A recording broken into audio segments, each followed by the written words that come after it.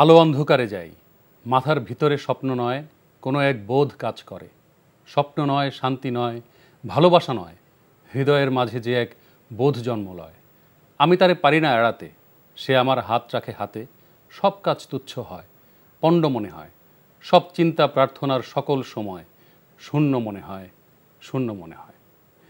সুপ্রিয় সুধী, আপনাদের আমন্ত্রণ জানাচ্ছি আমি পাভেল ইসলাম, এনটিভির নিয়মিত আয়োজন আইএফআইসি ব্যাংক নিবেদিত সংলাপ প্রতিদিন অনুষ্ঠানে। আমাদের আজকের নির্ধারিত বিষয় আমাদের সাংস্কৃতিক সংগ্রাম। দেশের যে কোনো রাজনৈতিক সংকটে লেখক, কবি, সঙ্গীত শিল্পী, অভিনয় শিল্পীরা সরাসরি মাঠে না থেকেও তাদের কাজের মাধ্যমে প্রতিবাদ প্রতিরোধ গড়ে তুলেছেন, আমাদের প্রেরণা জুগিয়েছেন, গণমানুষের পক্ষে অবস্থান নিয়েছেন। আজ আমাদের মাঝে তেমনই একজন উপস্থিত আছেন, সর্বজন শ্রদ্ধেয় বীর মুক্তিযোদ্ধা, নাট্যকার, নির্দেশক, অভিনেতা জনাব তারিক আনাম খান। আপনাকে আমন্ত্রণ জানাচ্ছি আমাদের আজকের আয়োজনে। Thank you.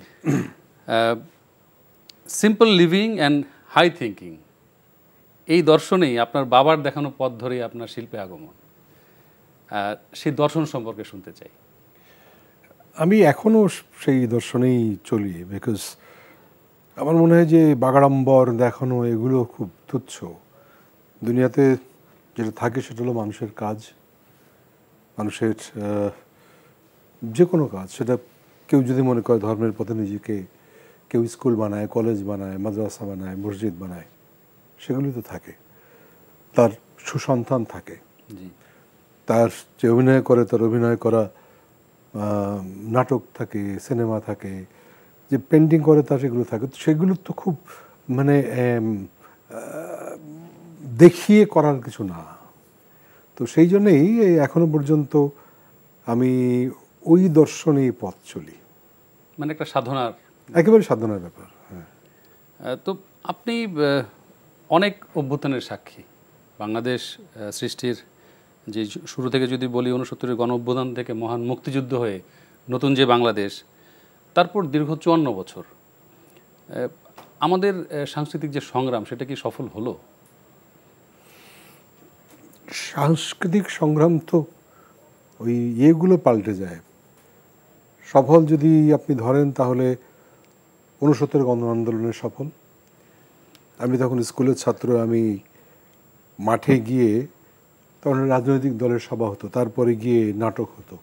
সেই নাটক দেখার জন্য মানুষ বসে থাকতো। হয়তো রাত ৯টা, ৯:৩০ দিকে নাটক শুরু হলো, ২ ঘন্টা ২.৫ ঘন্টা নাটক হলো। ৬৯ তো আইয়ুব খানের পতন হয়েছে।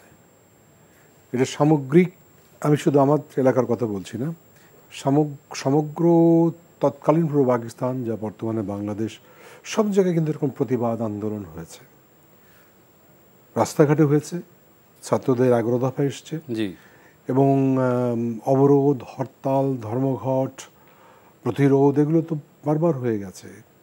কারফিউ ভেঙেছে এই ঢাকার লোক ৬৯-এ। তো মানুষের সংগ্রাম আসলে কোনোদিন, যদি এটা সত্যের পথে থাকে, তাহলে কোনোদিন অসফল হয় না।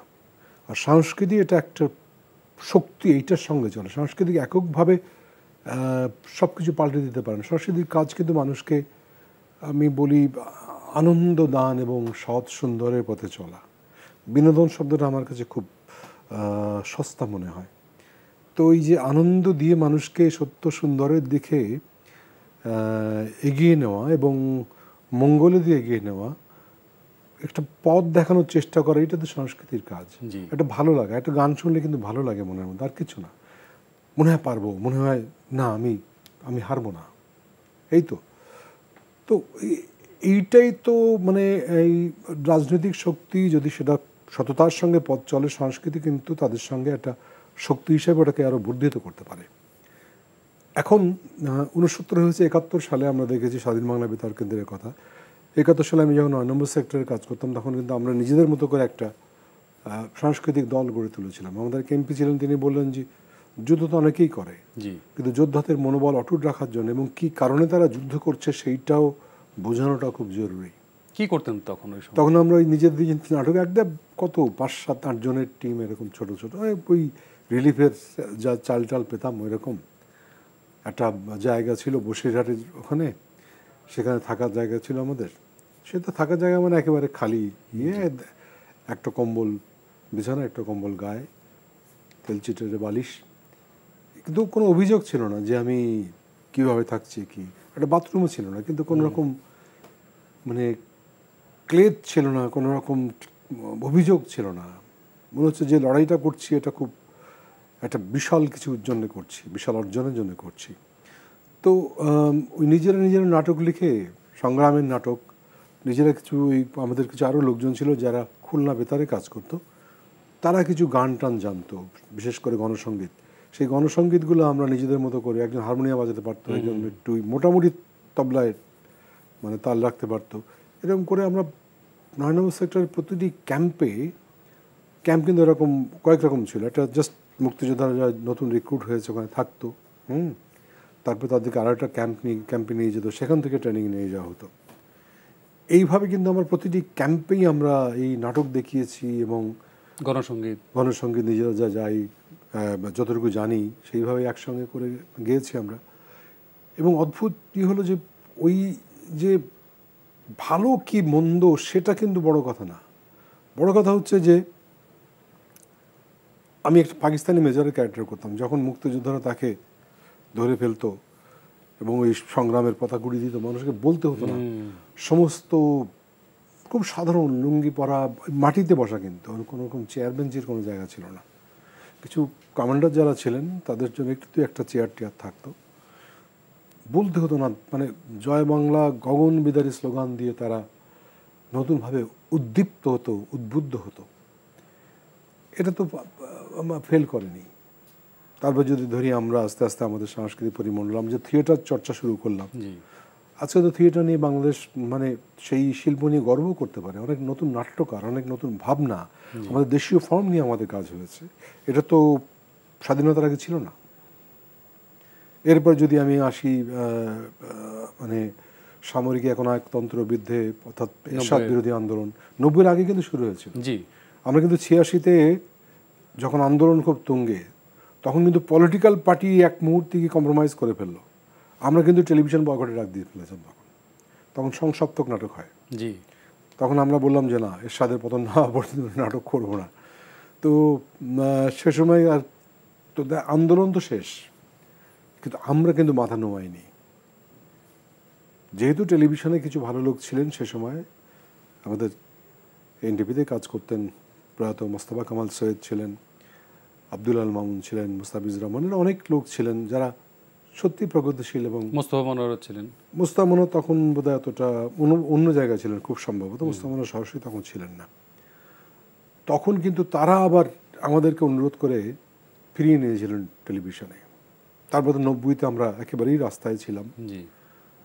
প্রেস ক্লাবের সামনে রীতিমতো শিল্পীরা ডেমনস্ট্রেশন করে কিন্তু মার খেয়েছে। আমার এখনও মনে পড়ে আলিস জাকের সাহেবের কথা। উনি কিন্তু যখন হঠাৎ করে পুলিশ ঝাঁপিয়ে পড়ে, তখন তো নীল পোশাক, উপরেরটা নীল, নিচেরটা খাকি, একদম সেক্রেটারি ওখান থেকে এসে আমাদের আক্রমণ করলো। সবাই ভাগার চেষ্টা করছে প্রেস ক্লাবের মধ্যে ঢোকার। প্রেস ক্লাবে তখন তো ঢুকতে পারতো না পুলিশ। আমার এখনও মনে হয় আলী জাকের সাহেব একদম দুহাত তুলে মনে হলো যে অটল পাহাড়ের মতো প্রেস ক্লাবের গেটে দাঁড়িয়ে গেলেন সবাইকে সেভ করার জন্য।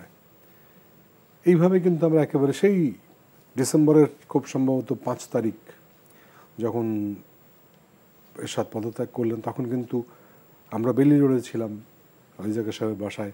ওখান থেকে আমি সে সময় নূর ভাই বা চুবেরকেই আমরা বেরিয়ে একসঙ্গে মিছিল করে ওখান থেকে শান্তিনগর দিয়ে, তখনও কিন্তু কেউ লোকজন বেরোয়নি। আমরা পুরানো পল্টনে পুলিশে তাড়া খেয়েছি, পুলিশও জানে না যে এরশাদ সাহেব পদত্যাগ করেছে। তারপর প্রেস ক্লাব পর্যন্ত আমাদের ধাওয়া করেছে, ওখান থেকে আবার আমরা ভিতরে ঢুকে গেছি, ওই সেগুন বাগিচার ভিতরে।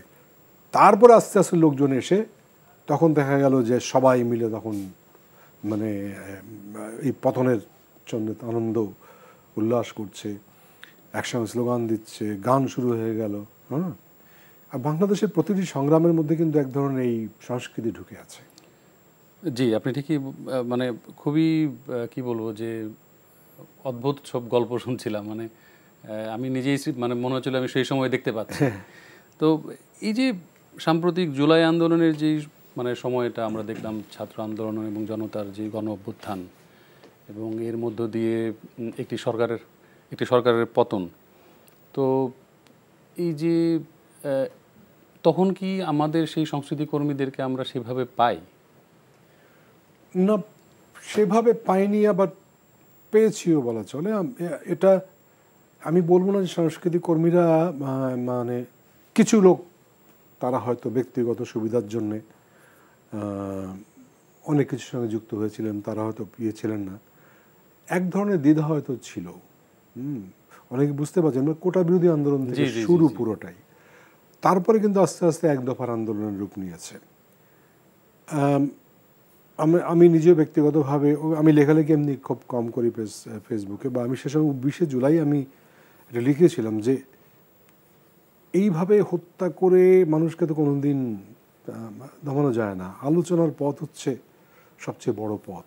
আপনি বলছিলেন যে যে জুলাই আন্দোলনের সময় আপনি কিছু নোট করছেন। হ্যাঁ, আমি লিখি হচ্ছে আমার নোট, ওই মোবাইলের মধ্যে নোট আছে, ওখানে লিখে তারপরে ওটাকে কপি করে পেস্ট করে পড়ি নিজে ঠিক আছে কিনা। আমি খুব ফেসবুকের পার্সন না, আমি খুব বেশি ডিজিটাল টাইপের পার্সন। আমি এটা দেখলেই বোঝা যাবে, আমি খুব কম ব্যবহার করি।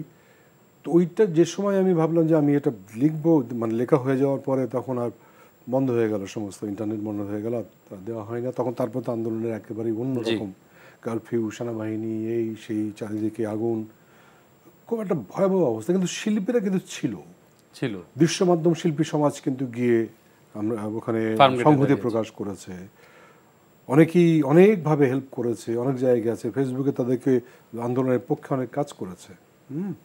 সো এটা সবসময় যারা একটু মানে কি বলে সমাজের সঙ্গে ঘনিষ্ঠ, তারা কিন্তু প্রতিবাদ করবেই। আমরা কোনোভাবেই তো এই হত্যাকাণ্ড মেনে নিতে পারি না, এভাবে বৈষম্য মেনে নিতে পারি না, ঠিক আছে? সো এই ব্যাপারটা সবসময় আছে শিল্পীদের মধ্যে। আমি মনে করি এবারেও তাদের অংশগ্রহণ ছিল, অনেকেই একেবারে রাজপথে নেমে দাঁড়িয়ে গেছে, অনেকেই গান টানও বানিয়েছে, তাদেরকে আমরা হয়তো চিনি না, এখন তো অনেক ব্যাপক হয়ে গেছে বলে চিনি না, আগে তো ছোট্ট জায়গা ছিল বলে হয়তো আমরা বুঝতে পারি বা চিনি। এরকমভাবেই কিন্তু পুরোটা এগিয়েছে, মানে পুরোটা এগিয়েছে। একসময় তো আন্দোলনের মুখেই সরকারকে চলে যেতে বাধ্য হলো। জি, আপনি ঠিকই বলছিলেন। তো একজন বীর মুক্তিযোদ্ধা এবং সাংস্কৃতিক ব্যক্তিত্ব হিসেবে আপনি এদেশে একটি দীর্ঘ সময় ধরে শিল্প সংস্কৃতির বলয় নির্মাণের ক্ষেত্রে অনবদ্য ভূমিকা রেখেছেন, এবং আদর্শিক অবস্থান থেকে আমরা যদি সেই গণনাট্য আন্দোলনের কথা বলি, নাট্যচক্র প্রতিষ্ঠার কথা বলি, তারপর 80-এর দশকে নাট্যকেন্দ্র প্রতিষ্ঠার কথা বলি, আপনি যে চর্চার মধ্যে দিয়ে নিজেকে রেখেছেন, তরুণ প্রজন্মের মধ্যে তার কতটুকু মানে সঞ্চার হয়েছে বলে মনে করেন? এখন তো একটু সময় পাল্টে গেছে, কিন্তু আমি যখন শুরু করেছিলাম তখন কিন্তু আমার একটা ছিল, আমি বিশ্বাস করি, ধরেন যে মানে যে কম্পিউটার জানে তাকে শিখতে হয়, যে গান শিখে তাকে চর্চা করে আসতে হয়।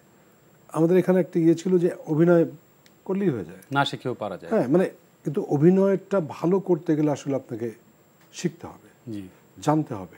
এটা একটা বিধিবদ্ধ চর্চা আছে ভালো করতে গেলে। আপনি কিন্তু এই মুহূর্তে আরও বিশ্বের সঙ্গে টক্কর দিচ্ছেন, কিন্তু বাংলাদেশের মানুষ কিন্তু এই মুহূর্তে তারা ওই কোরিয়ান দেখে, তুরস্কটা দেখে, ইরান দেখে, বহু জায়গার সেই সিরিয়াল দেখছে, সেখানে অনুবাদ হচ্ছে, তামিলও মুভি অনুবাদ হয়ে এখানে আসছে, সেরকম আছে।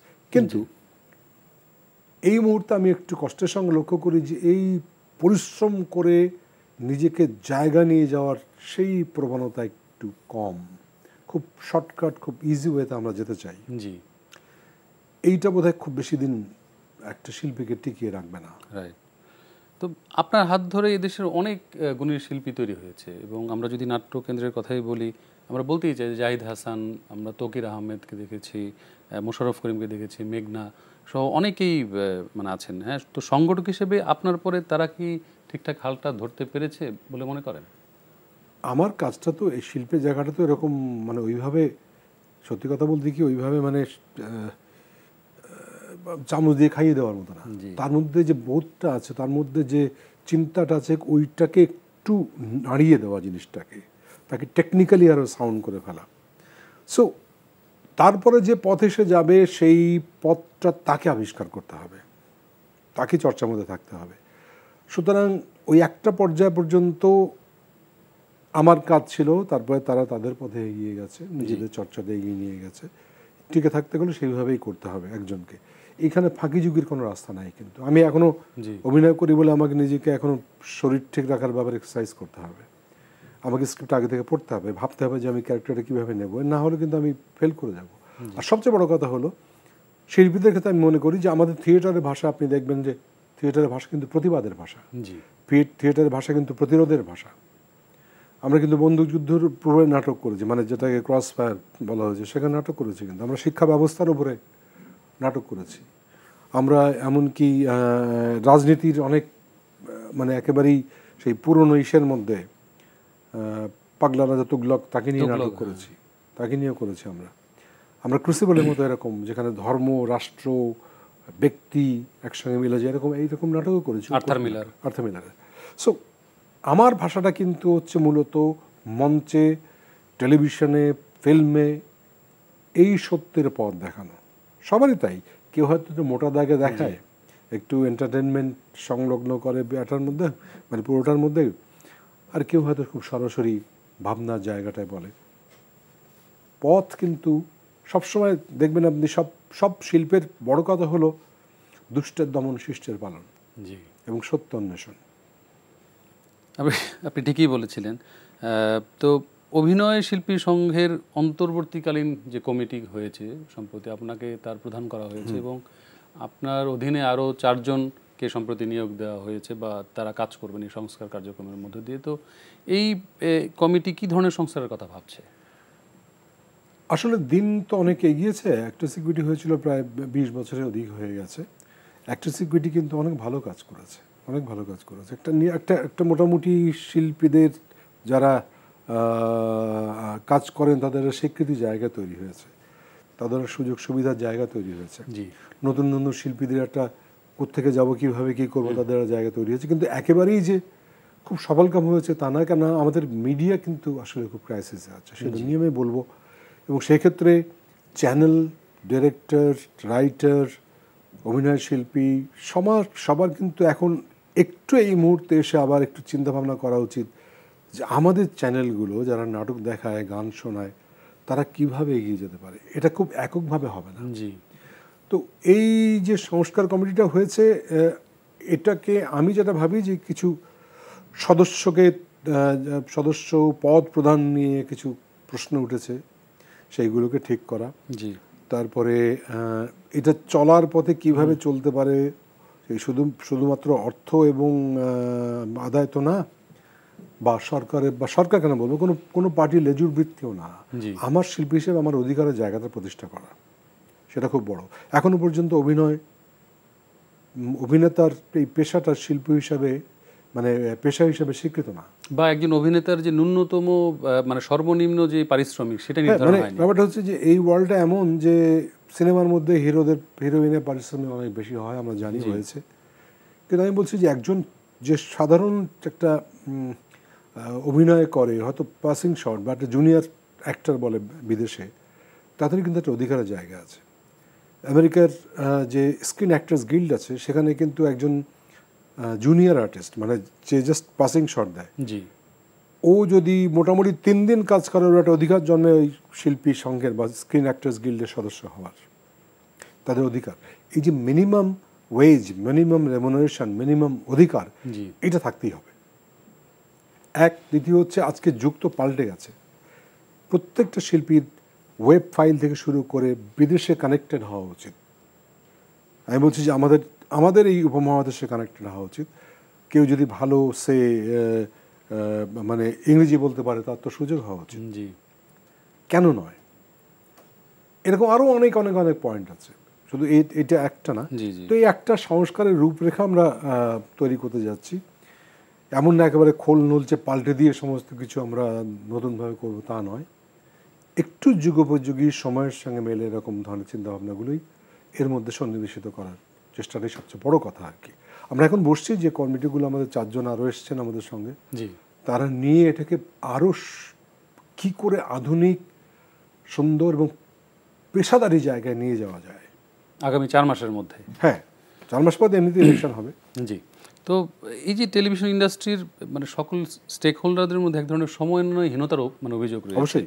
তো এই মানে এর একটা সুন্দর সমাধান কেন হচ্ছে না, বা কি করা উচিত আপনার মনে হয়? আমি জানি না। আমি যখন একসময় প্রডিউসার অ্যাসোসিয়েশনের সেক্রেটারি ছিলাম, বেশ অনেক 2008 থেকে প্রায় 6-7 বছর আমি ছিলাম একটানা। আমি তখন কিন্তু 3 পার্টি মিলে আমরা একটা ইয়ে করেছিলাম যে আমাদের কোড অফ কন্ডাক্ট কী হবে। আমি জানি না সেটা কেন ওইভাবে মানা হয়। একটা শিল্পী এখানে ধরা যাক তিনি খুব তারকা শিল্পী, তিনি তার টাইমে আসেন, কোনো অসুবিধা নেই, তিনি তার টাইমে করতেই পারেন, তার কনসেন্ট্রেশন লাগে, তার রেস্ট লাগে, সব কিছু আমি মানলাম। হয়তো তিনি আসেন 12টা কি 1টার সময়, তাহলে আরেকজন আর্টিস্ট এসে তার জন্য বসে আছে, সে সকাল থেকে এসে কেন বসে থাকবে সেটা একটা প্রশ্ন। তারপরে উনি হয়তো আবার রাত 12টায় যাচ্ছেন, ওনার হয়তো নিজস্ব গাড়ি আছে, থাকা স্বাভাবিক, কিন্তু আরেকটা জুনিয়র আর্টিস্ট কিংবা একটু খুব সাপোর্ট ক্যারেক্টার যারা করে, ও রাত 11টার পরে একটা মেয়ে শিল্পী কীভাবে যাবে, তার সিকিউরিটি কী, এবং তার টাকাটা সে ঠিক মতো ওইটুকু যেটাই আছে, 1000 হোক 5000 হোক 10,000 হোক যেটাই হোক না কেন, কারণ এটা তো যোগ্যতা অনুসারে হয়, সেটা তো পাওয়া তার অধিকার আছে। এই জায়গাটার জবাবদিহিতার মধ্যে নিয়ে যেতে হবে পুরো জিনিসটার মধ্যে। তো আমাদের আজকের আয়োজন এখানে শেষ করতে হচ্ছে, মানে আসলে এত অল্প সময় আপনাকে নিয়ে আলোচনা, আসলে এটা প্রায় অসম্ভব।